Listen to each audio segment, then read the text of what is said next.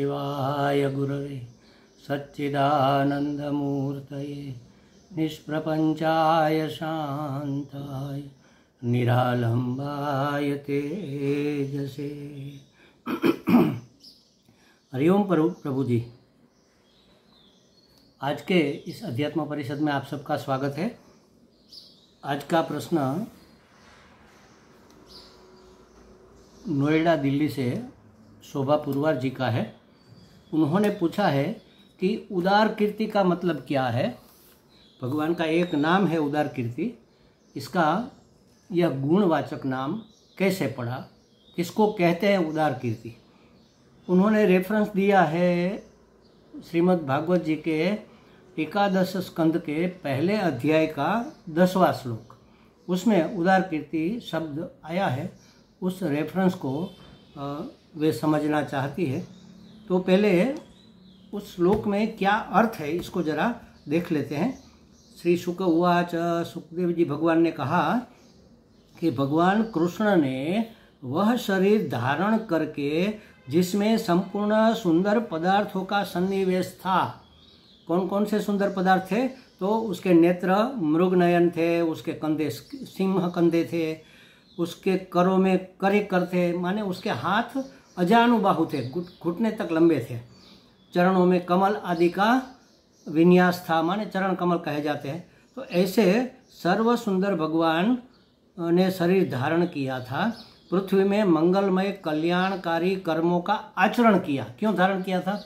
क्योंकि कल्याणकारी मंगलमय कर्म भगवान को स्थापित करने थे, एक आदर्श प्रस्थापित करना था। भगवान को कुछ करने की जरूरत नहीं है। गीता जी में कहा है कि मेरे लिए कोई वस्तु कर्तव्य या अप्राप्य वस्तु नहीं है और मेरे लिए कोई कर्तव्य भी नहीं है, फिर भी मैं कर्म करता हूँ। क्यों? क्योंकि लोग मुझे देखकर समझेंगे कि ये कर्म करते हैं तो हमें भी तो करना चाहिए। अगर मैं नहीं करता तो लोग मेरा उदाहरण लेते। तो एक आदर्श प्रस्थापित करने के लिए, और कैसा आदर्श? मंगलमय कार्य का आदर्श, कल्याणकारी कार्यों का आदर्श, कि ऐसे मंगलमय कार्य करने चाहिए, ऐसे कल्याणकारी कार्य करने चाहिए। इसके लिए भगवान ने अपना एक इतना संपूर्ण सुंदर शरीर धारण किया था। अब देखो आपके प्रश्न का जवाब जहां आ रहा है। वे पूर्ण काम प्रभु द्वारका धाम में रहकर क्रीड़ा कर रहे थे और उन्होंने अपनी उदार कीर्ति की स्थापना की। उदार कीर्ति, अब उदार शब्द को समझना पड़ेगा, तब आपको ये सब बातें आगे की समझ में आएगी। और आगे उदार कीर्ति की स्थापना की और आगे लिखा है कि जो कीर्ति स्वयं अपने आश्रय तक का दान कर दे या आश्रय तक का दान कर सके वह उदार है। तो एक उदार की व्याख्या यहाँ दी, लेकिन ये समझ में साफ साफ शायद नहीं आता होगा, तो इसकी चर्चा करते हैं। उदार किसको कहते हैं और उदार कीर्ति किसको कहते हैं? देखो, अगर हमारी इनकम 1 लाख रुपया है, मासिक समझ लो, वार्षिक समझ लो, आपको जो समझना है, 1 लाख रुपया हमारी मासिक आवक है, मान लो कि है, तो हमें उसमें से 20% का मूड़ी, 20% पैसे परोपकार में यूज करने चाहिए। दान करने में, किसी की सहायता करने में, किसी का संवर्धन करने में, जो लोक हित में, लोक कल्याण में हमें 20% माने 20,000 रुपया हमें दान करना चाहिए। ये हमारा सामर्थ्य है, इतना दान करने का हमारा सामर्थ्य माना जाता है। 1 लाख जो कमाता है तो कहा जाएगा कि वह हर महीने 1 लाख कमाता है तो वह हर महीने 20,000 का दान कर सकता है, उसका इतना सामर्थ्य है। वह चाहे स्कूल में दान करे, गरीब की दवाइयों के पीछे दान करे, एजुकेशन में करे, बाग बगीचे बनवाए, धर्मशालाएं बनवाए, मंदिर बनवाए, या ब्राह्मणों को दान करे, सन्यासियों को भिक्षा करवाए, या यात्रा तीर्थ यात्राओं में सुविधा उपलब्ध करा दे, और बुजुर्गों को यात्रा करवाए, जो भी करना है। लेकिन उसका सामर्थ्य कितना माना जाएगा? 20%, कमाई के 20%, माने 20,000 का उसका सामर्थ्य दान करने का है। अब उदार उसको नहीं कहेंगे जो हर महीने 20,000 का दान करता है, लेकिन अपने सामर्थ्य से भी ज्यादा जो दान करे उसको माना जाएगा उदार। और वास्तव में उदार का अर्थ है जो 1,00,000 रुपया कमाता है और 1,00,000 का दान कर दे, इसको उदार कीर्ति कहते हैं। क्यों? क्योंकि लाख रुपया दान कर दिया, अब उसका क्या होगा? वो क्या खाएगा पिएगा, अपना परिवार का पालन पोषण कैसे करेगा? ये सब कुछ बिना सोचे भगवान के भरोसे उन्होंने किसी को सहायता कर दी। भाई 1 महीना ऐसे तैसे कैसे भी निकाल लेंगे, अपनी बचत है उसमें से या किसी सगे संबंधी से मांग कर या उछीना या बोरो करके लोन लेकर कुछ भी करके 1 महीना निकाल लेंगे। लेकिन इस बंदे को 1 लाख रुपये की बहुत आवश्यकता है तो हम उसको दे देते हैं। ये हुआ उदार कीर्ति। अब हमारे संत और भगवान कैसे उदार है, इसके उदाहरण देख लो, तब आपको पता चलेगा उदार कीर्ति किसको कहते हैं। जैसे समझो हमारे अभी मैं भावनगर हर महीने और 6 महीने में एक बार जाता हूँ, वहाँ हमारा शिविर लगता है, कैंप लगता है, ज्ञान यज्ञ होता है। उस आश्रम का नाम है रामदास आश्रम। ये जो रामदास स्वामी जी थे ना, वो शायद कहीं साउथ के या पूर्व के कहीं थे, उड़ीसा के या साउथ के थे, पता नहीं मुझे बहुत पक्का, लेकिन किसी और प्रांत के थे, गुजरात के नहीं थे। लेकिन यहाँ गुजरात में वो आए थे, यहाँ पर भावनगर में उन्होंने तप किया था और उसकी समाधि भी वहाँ पर बनी है। तो एक बार यात्रा करते हुए कोई धर्मशाला में वो रुके थे, उसके साथ 2-3 लोग भी थे, गृहस्थी थे, साधक थे शायद। उसमें एक नवयुवक था जो साधना कर रहा था, ब्रह्मचारी था, वो भी स्वामी जी के साथ था। और स्वामी जी को पढ़ने में दिक्कत हो रही थी, तो किसी ने उसको चश्मा, ऐसे चश्मा एक ला कर दिया था। उस जमाने में चश्मा माने लग्जरी मानी जाती थी महाराज। लोग वो ग्लासीफाई कांच होता है ना, सूक्ष्म, वो कांच से पढ़ते थे। वैसे तो हाथ में कांच लेकर ऐसे पढ़ते थे, और चश्मा लगाना ये तो लग्जरी मानी जाती थी। तो उस युवक को वो चश्मा स्वामी जी का बहुत अच्छा लगता था कि हाँ स्वामी जी आपके चश्मा तो बहुत सुंदर है। वो कहते तुझे अच्छा लगता है? हाँ बहुत सुंदर है। तो देखो ठीक है, क्योंकि ये पढ़ने के बहुत ज़्यादा नंबर तो नहीं थे, शुरू के नंबर होंगे शायद। रात को सोते वक्त उन्होंने अपना कुर्ता निकाला, कुर्ते की जेब में चश्मा रखा और खूंटी पर लगा दिया और सो गए सब। वो लड़का रात को उठकर वो चश्मा निकाल कर वो पहनने लगा। पहन कर देखता, हाँ मैं कितना सुंदर लग रहा हूँ, मुझे चश्मा कितना अच्छा लग रहा है। तो उसी समय स्वामी रामदास जी की नींद खुल गई। उसने देखा लड़का चश्मा पहने रहा। उसका तुम्हें बहुत अच्छा लगता है? हाँ स्वामी जी अच्छा, तो रख लो तुम। देखो महाराज, बिना चश्मा के वो पढ़ भी नहीं सकते थे, लेकिन फिर भी अपने सामर्थ्य से ऊपर जाकर उन्होंने चश्मा दान कर दिया। अब दूसरे चश्मा आएंगे नहीं आएंगे पता नहीं, कोई ले देगा नहीं लेकर देगा, वो मांगते तो थे नहीं। कोई सामने से अगर बोले तब तो ठीक है। ये है उदार चरित्र। उदार चरित्र भी कहते हैं, उदार कीर्ति। कीर्ति उसको कहते हैं जिसकी बहुत बड़ी ख्याति है उदारता के रूप में। भगवान की तो बहुत बड़ी ख्याति, भगवान तो इतने उदार थे। आपने कई किस्से सुने होंगे, साउथ में भी एक किस्सा है, कोई भक्त बीमार था, डेली सेवा करने आता था, लेकिन एक दिन नहीं आया, बहुत बीमार हो गया, तो भगवान खुद गए उसके यहाँ सेवक बनकर। वो मरणासन्न था, मृत्यु की शैया पर पड़ा था, तो मरते दम तक भगवान ने उसकी सेवक के रूप में सेवा की, उसका अंत्येष्टि कर्म भी किया और फिर अपने स्वरूप में समा गए। वो बहुत समझो दूर की बात मान लो, हमारे यहाँ नरसिंह मेहता हो गए, 50 बार भगवान ने उसकी सहायता की, 50 बार। एक रणछोड़ राय जी का मंदिर है यहाँ गुजरात में, बड़ौदा के पास। वहाँ एक भक्त बोडाणा करके था, वो हर पूनम को वहाँ से चलकर द्वारका आता था और द्वारकाधीश के दर्शन करके फिर वापस चला जाता था। कई सालों तक, कई वर्षों तक ये सिलसिला चलता रहा। लेकिन फिर धीरे धीरे वह वृद्ध हो गया, थोड़ा बहुत शायद बीमार भी रहता होगा, अशक्त रहता होगा। तो एक बार चलने फिरने के वो ज़्यादा काबिल नहीं था, तो बैल जोत कर गाड़ी लेकर गाड़ी में बैठकर वो आया, द्वारकाधीश के दर्शन किए और कहा कि महाराज अब हम नहीं आ सकेंगे, अब आपके दर्शन हमें कैसे होंगे, क्योंकि हम चल फिर नहीं सकते, पद यात्रा कर नहीं सकते। भगवान ने दर्शन देकर कहा कि ऐसा करो, मुझे तुम अपने घर ले जाओ, वहाँ पर मेरी स्थापना कर दो, ताकि तुम्हें हर पूनम को यहाँ आना ना पड़े।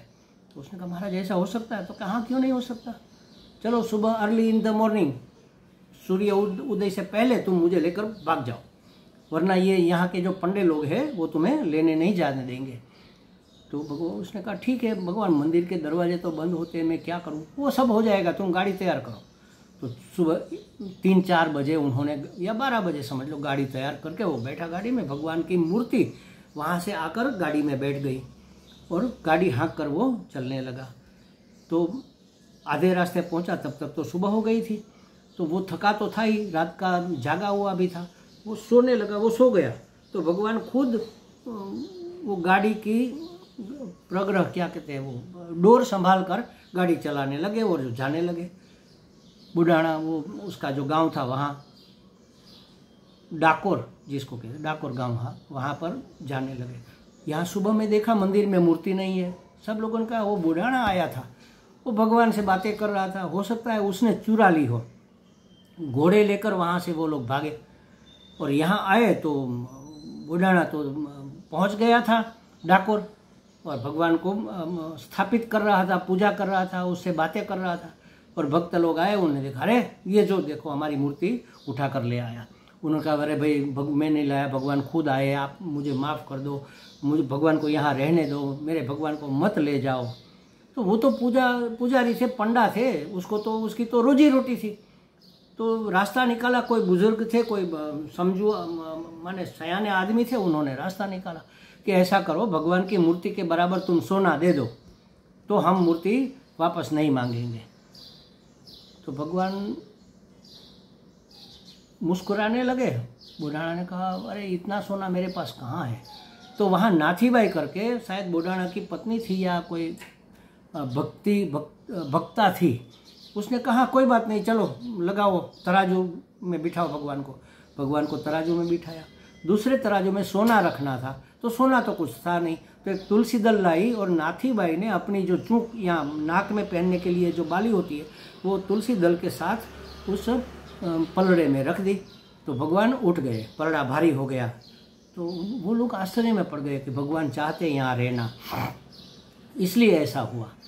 तो वो पंडा लोग भी थोड़े शर्मिंदा होकर बोले भगवान से, अरे भगवान, लेकिन हम वहाँ आपके बिना क्या करेंगे, आपकी पूजा अर्चना किए बगैर हमारा तो गुजारा कैसे चलेगा, और लोग भी आपके दर्शन के बगैर विह्वल हो जाएंगे, वो तो धाम है। तो भगवान ने कहा, चलो दूसरी विग्रह मूर्ति के रूप में मैं वहाँ स्थापित रहूँगा, लेकिन यह मूर्ति ओरिजिनल यहाँ रहेगी।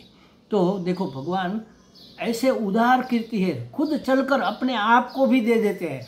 भागवत में आगे आएगा, आप पढ़ेंगे तो आपको मिलेगा कि भगवान इतने उदार है, बाकी सब तो देते हैं, अपने आप को भी दे देते हैं। और यहाँ क्या है, तो यहाँ अंत में श्री हरि ने अपने कुल के संहार उपसंहार की इच्छा की, क्योंकि वह पृथ्वी का भार उतार कर कोई कार्य शेष रखना नहीं चाहते थे। अब यहाँ उदार कीर्ति का अर्थ क्या कहा, जो कीर्ति स्वयं अपने आश्रय का दान कर दे।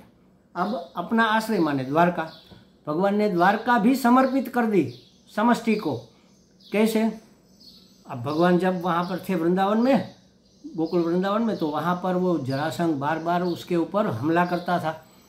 तो 1 बार 2 बार 3 बार कई बार हमले किए। अब भगवान ने सोचा कि बार बार युद्ध होता है, हम राजा, वो तो बच जाता है, मैं भी बच जाता हूँ, वो भाग जाता है, लेकिन कई सैनिक मारे जाते हैं, हमारे भी और उसके भी। जो सैनिक मारे गए उसके परिवार की क्या दशा होगी, वो तो निर्दोष लोग हैं, उसको क्यों दुख झेलना पड़े। इससे तो अच्छा है उससे मुझे वेरे हम चले जाते हैं। तो वो रात को ही वहाँ से भागकर द्वारका आ गए, इसलिए उसका नाम रणछोड़ पड़ा। युद्ध से भागकर आए, रण को छोड़कर, इसलिए रणछोड़ नाम पड़ गया। अब यहाँ उन्होंने द्वारका बसाई, इतनी सुंदर, जैसे द्वापर युग में श्री राम के जमाने में लंका सोने की थी, और त्रेता युग में और द्वापर युग में कृष्ण भगवान की द्वारका स्वर्ण की थी। स्वर्ण की माने पूरा मकान सोने का था ऐसा नहीं कह सकते, लेकिन उसके कड़े, उसका हैंडल, उसकी नकुचे, उसके कुछ भाग सोने के, खिड़कियाँ, दरवाजे सब सोने के बने होंगे, रास्ते के वो लैंप पोस्ट होते हैं वो सोने के, सब ऐसा होता। तो इतनी सुंदर द्वारका बनाई थी भगवान ने। अब विसर्जन करना था, समर्पण करना था, तो वो पूरी की पूरा अपना धाम, द्वारका धाम, समुद्र को अर्पण कर दिया, डुबो दिया, क्योंकि कलयुग आ रहा है। तो पूरा उसका जो इतना बड़ा वंश था, वो बड़े शैतान बन गए थे, मतलब परेशान करने वाले, उसका भी संहार किया, उसका संवरण किया समझ लो, और द्वारका भी दान कर दी, मतलब समर्पित कर दी।